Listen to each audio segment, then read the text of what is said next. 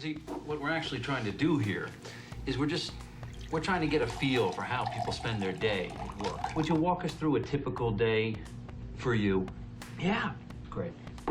Well, I generally come in at least 15 minutes late. I use the side door, that way Lumberg can't see me. And after that, I just sort of space out for about an hour. Till I'm Space out? Yeah, I just stare at my desk. But it looks like I'm working. I do that for probably another hour after lunch, too. I'd say in a given week, I probably only do about 15 minutes of real, actual work. And there you have it.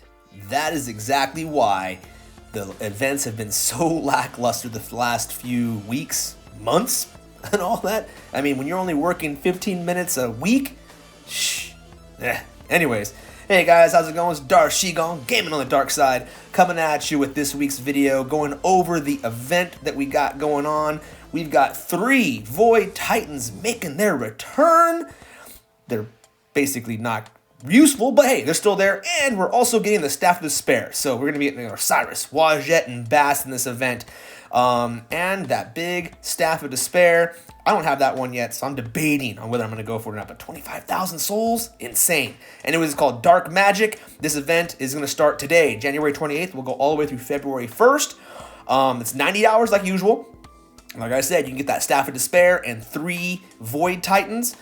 Like I said, I'm debating, guys, because I'm thinking possibly that leak of that Void Necromancer guy is going to come out, and I would love to be able to have some extra prestige food and maybe hedge my bets that the staff might work for it. But dudes, I'm not too sure, man. It's going to be really, really up to you guys as well if you want to do this.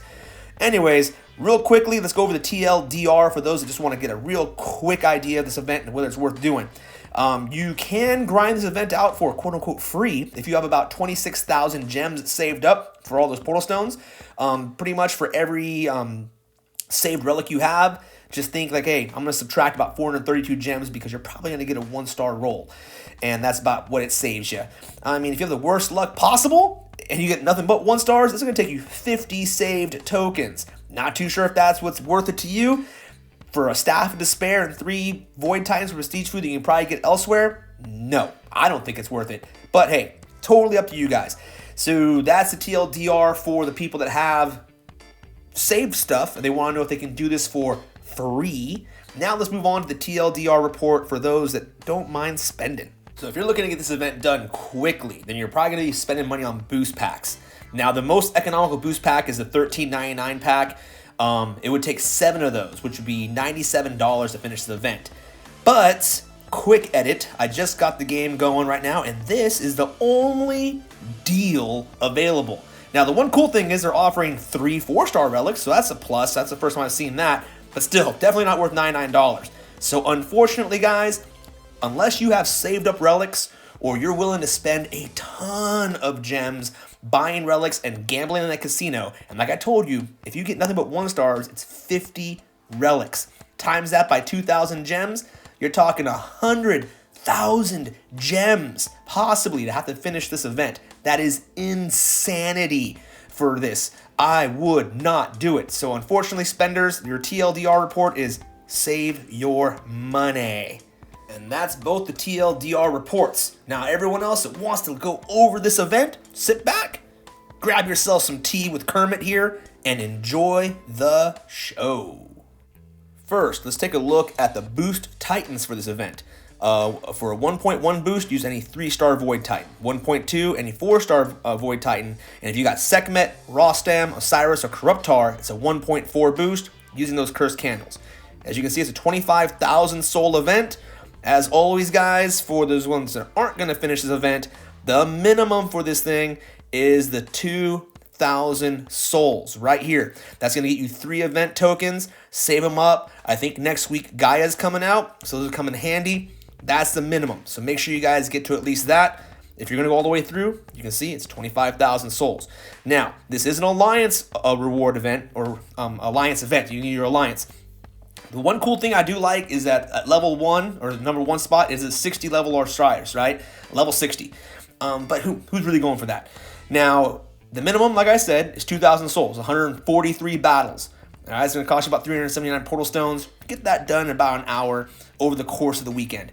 Now, 2,000 souls is the minimum. If you can find yourself a 4,000 gem team, then you guys are going to save yourself about 10 bucks. All right, that's 4,000 gems you can use for future events, buy portal stones, all that stuff. Save yourself those $10, make your dollars go a whole lot further. Now, before we go into the actual stuff in it, let's talk about the intangibles. These are things that have no real cash value per se, but they're in the event. You've got Bast, Wadjet, and Osiris, those 3 4-star titans. You got 8 4-star relics and 575 divine gems. Now, does that make it worth doing the event? I really can't say. That's going to be up to you guys.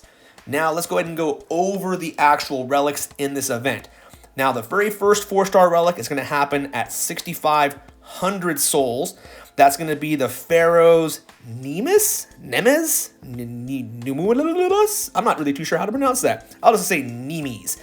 That's going to be right here. This is going to help you guys boost your Horde damage. Horde resist against physical, and Horde resist against fire. So, hey, this is definitely a defensive relic, or at least one that's going to help keep your troops alive as they are attacking.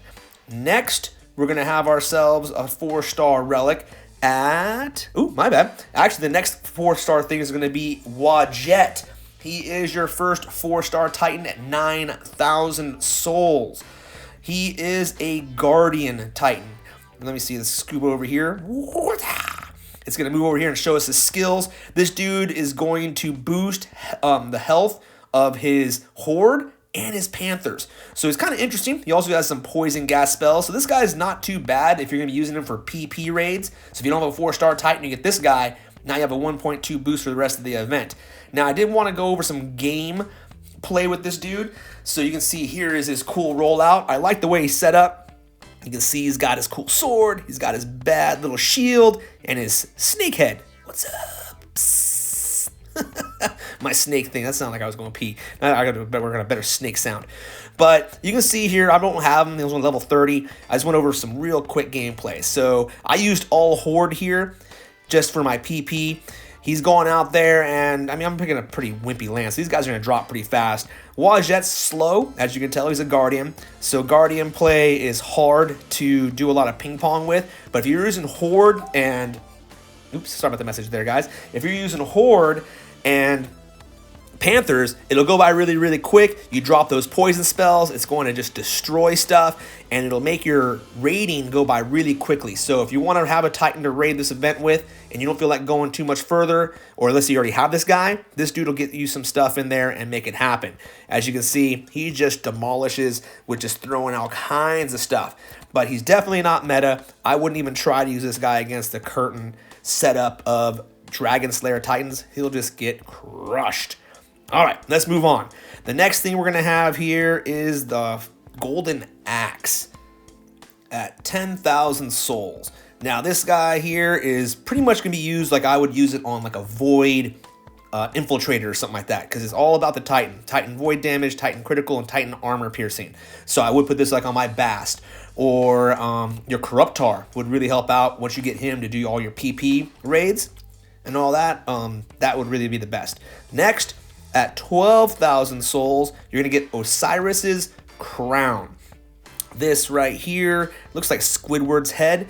This is going to work on your Omega Horde Critical, Horde Armor Piercing, and Titan and Void troop damage. So for Osiris, I think Corruptor drops some Omega Horde as well. This will buff those Omega units, and it'll give them a little armor piercing and damage, so that helps you guys just crush lands faster to finish your raids, well, faster.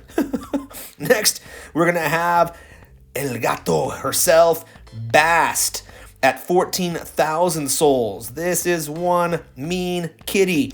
All right, I wanted to use a different word, but that would have not been appropriate for the stream. This mean cat was the forebearer of the Horde Apocalypse. When Bast came out, man, there was no defense against her. She was crushing everything. She is a gnarly infiltrator, super fast, super mean. All right, guys, and she does 4 times critical damage. She was a beast. And then you toss in those Horde. She is insane. Now, nowadays you can still use her, great for PP lands, but like I said, against the meta Titans, probably not so much. Now, here's her rollout. You can see she starts off all squatting over here. She's popping up. Gotta watch out, man. She's got those blades.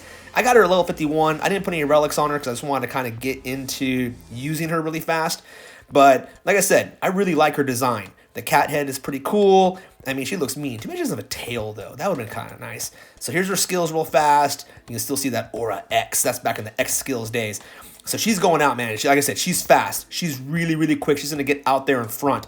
One of the reasons why in the current meta, she might just get dropped, especially with some of the hardcore defensive units and these melee units that are just going to be crushing. But like I said, she can cause a lot of damage. Put some shield spells on her. She'll last. And if you're just looking for a Titan that can do some fast raiding, this is her. And like I said, use that golden axe. Put that on her, and she'll be doing way more damage. And just like I said, if you have yourself some Trickster's Blades, that'd be great. Now, after that, at 15,000 souls, I don't have this relic, so I don't know if I'm going to go 15,000 souls is a lot. You have the Ancient Rosetta.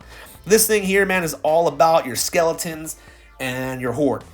It's going to give you 24% skeleton melee resist and 48% skeleton armor, making them super sticky. They're going to last longer there, guys. And it also adds in some horde void damage. So that's not too bad. Next, we have ourselves the Banner of Void at 17,000 souls. I mean, this banners are popping up left and right. So, I mean, this is not something that you're not going to see anywhere else. But here you go. It's going to do your Titan Void damage, and Horde critical. So this is obviously just a straight up Void relic. Slap this on any one of your Void Titans to increase some damage and make things die faster. After that, at 19,000 souls, man, we got the OG himself, Osiris. When this dude came out, man, he was unbeatable. During the Horde Apocalypse, this guy was insane. The way he buffs those raised dead skeletons, his horde. I mean, this guy is just a pure beast. The buffs are insane. And like I said, there was no defense against these guys back in the day, man. A lot of people were very, very upset about it. So when Osiris came out, he ushered in the end for a lot of players for a while. But nowadays, you'll see here, guys. Maybe it's just my playstyle. Maybe someone else, like a Ventador or someone else, can do some damage with him. But for me, he's pretty much just a fast raider. You can put him on a land. You'll have these big, huge numbers. And that's about it. But here's his rollout. Kind of cool. I like his little hammers there. And yeah, he looks like Squidward, dude. Straight up SpongeBob Squidward right there. And I got him all relic out because I was using him as a land defender before.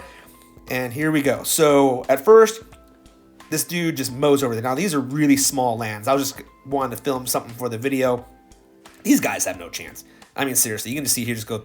I mean, but these lands are really, really small PP lands. As you can tell, they only have like 2 troops. I was just kind of running through real quick for the video.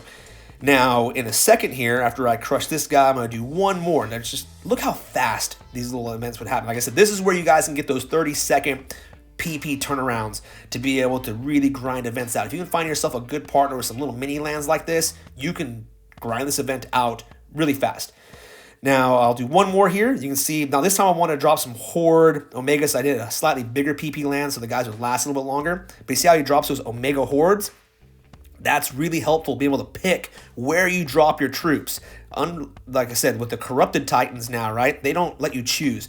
This guy did. Now, I decided, hey, you know what? Let's go against a Beowulf. You're going to see here that against Beowulf, yeah, my Osiris didn't do very much, man.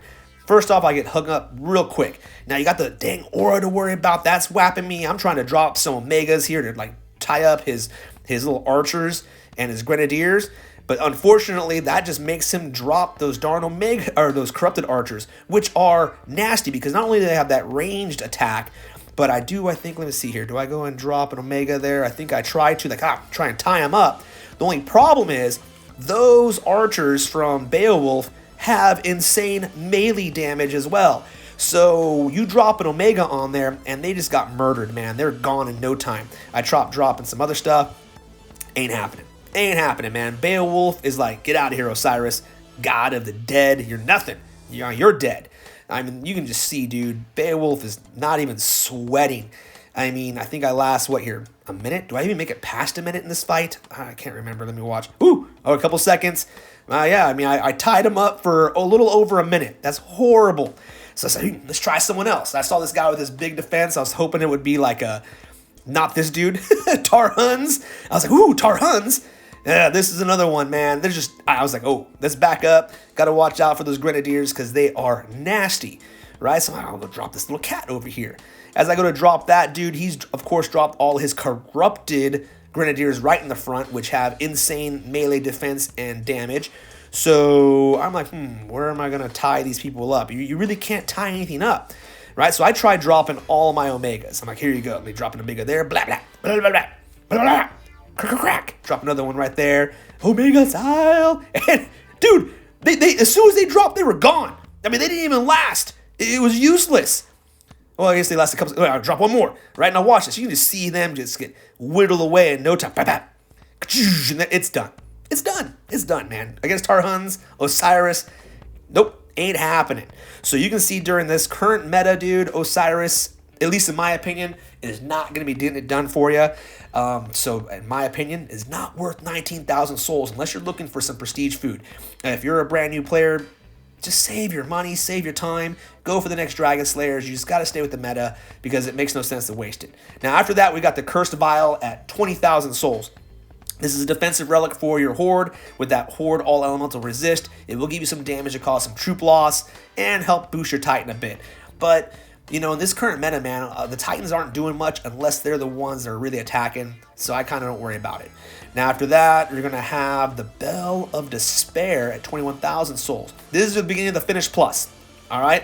Now the Bell of Despair, I think, is a pretty cool relic. It does Titan and Void troop damage, all troop health, Horde and Skeleton critical. The Titan and Troop Void, that lets you do Skeletons and Horde, so I like that. All troop health, 50% for all your troops, not too bad, guys. And then, of course, you get that critical to do more damage. The next one here is 25,000 souls. This is the very end of the event. You're going to get the Staff of Despair. Now, this is the Raised Dead Staff. You're going to get 4 Raised Dead spells at max level with this thing. 30% skeleton health, 30% skeleton damage. So this would go great on like a Calvarax, someone that can drop and buff those skeletons. It's really nice. And I'm thinking this new Necromancer guy possibly is going to do skeletons. So that's why I'm really, really hardcore leaning on the fence of what I'm going to do. 25,000 souls. I'm like, I wish I would have got this thing earlier. Anyways, guys, is it worth it? For old school players, probably not. You know, especially with next week Gaia coming out, this just seems like a waste. Also, you got to think we just had Theaters of War, so you probably got some relics, and then on Monday we have an all relic event for that new Draco Tempest or something like that. I'll have to do a video on that next. I don't know, man. Personally, I don't think it's worth it, even though I do really want that staff. I'm probably not going to finish it. Now, that's up to you guys. But without any booster packs available, without any of that kind of stuff, spenders, you guys are going to get priced out of this too, unless you really want to waste some money. So that's my opinion. Anyways, guys, those are my thoughts. Let's move on here. Yep, that's the end of the video, I guess. There's really not much to say. They're pretty lackluster events right now. These guys are beyond phoning it in. These dudes are snail mailing in their work now, dude, because it is bad and they're not giving us anything. Now they're saying soon more stuff's coming out, right? Soon we're gonna have all kinds of cool stuff, but I'm not really holding my breath. I'm just really hoping they don't do some massive meta wipe and cause even more players to leave. Anyways, guys, that's this week's video for this week's event. I just wanted to cover it. Thanks for sticking around. Thanks for joining me for another video. I will be dropping one here this weekend for that new skull, kind of go over covering that for you guys as well. But until then, I hope to catch you guys all over the place playing the game with me. This is Shigong, and I'm looking forward to seeing all of you gaming on the dark side.